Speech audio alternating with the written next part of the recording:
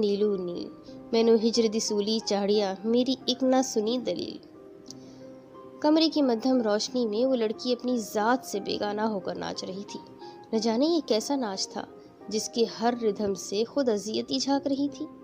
मौसीकी की चीरती आवाज़ कमरे की समात पर गिरा गुजर रही थी।